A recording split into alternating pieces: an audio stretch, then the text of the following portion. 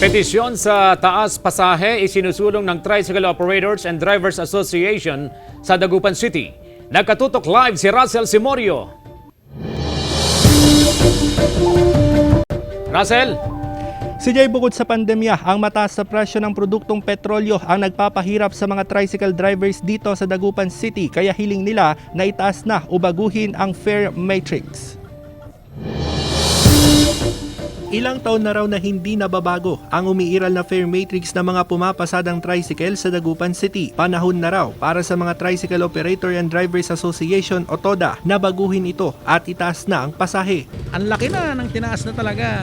Yung dating malinis sa mga 300, ngayon 180, 150, yun lang. So ibig sabihin, half ang nawalang kita namin. Magpapasa ng petisyon sa taas pasahe ang mga TODA sa Sangguniang Panlungsod para madagdagan ang kita ng mga tricycle drivers. Malaking porsyento na raw ang nabawas sa kita ng mga tricycle driver dahil sa sunod-sunod na taas presyo ng produktong petrolyo. Matagal na namin balak talagang sa taas.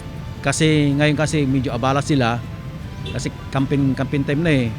So bali nagtitis lang kami na kung ano yung ipamamasahe sa amin. Pinag-aaralan ng Sangguniang Panlungsod ang bawat petisyon. Usually sila po yung stakeholders. So kapag may ganun pong measure na nakafile sa amin, saka po gagawin yung hearing. Tatawagin yung mga proponent ko. Ang proponent is yung mga TODA. Pero ang ilang pasahero hindi pabor na itaas ang pasahe sa gitna ng pandemya. Yun ang nagpapahirap sa tao eh. May pandemya na nga. Tataasan pa yung pamasahe. O nga, naghirap sila. Yung pasahero, hindi ba naghihirap?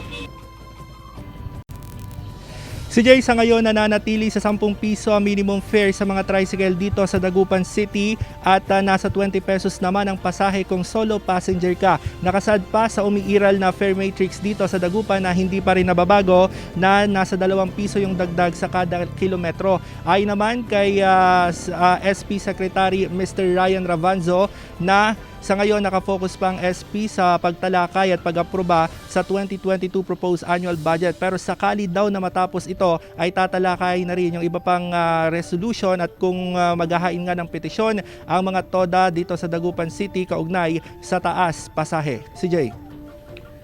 Russell, nabanggit mo 10 piso yung kasalukuyang minimum fare. Ilan yung gustong hilingin na taas pasahe ngayon ng mga TODA?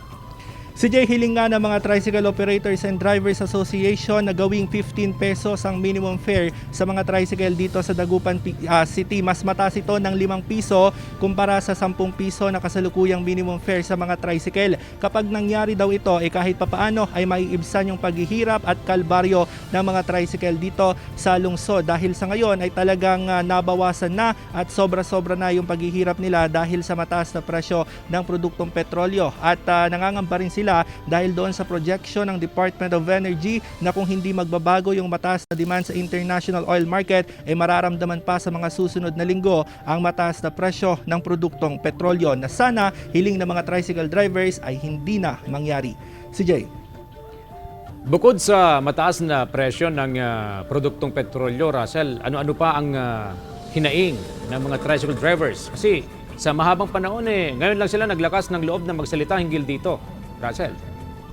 Si Jay, maganda yung puntong yan dahil naitanong natin yan sa Jovellanos TODA dito sa Dagupan City. At sa kabila ng pahirap nila doon sa mataas na presyo ng produktong petrolyo, isa pa sa mga kalbaryo nila ngayon yung paglipanan naman ng mga kolorum dito sa lungsod. Kadalasan daw na pumapasada itong mga kolorum na tricycle tuwing gabi.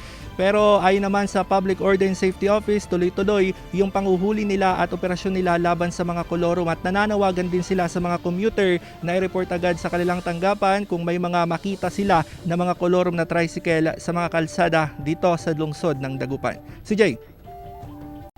Maraming salamat, Russell Simorio.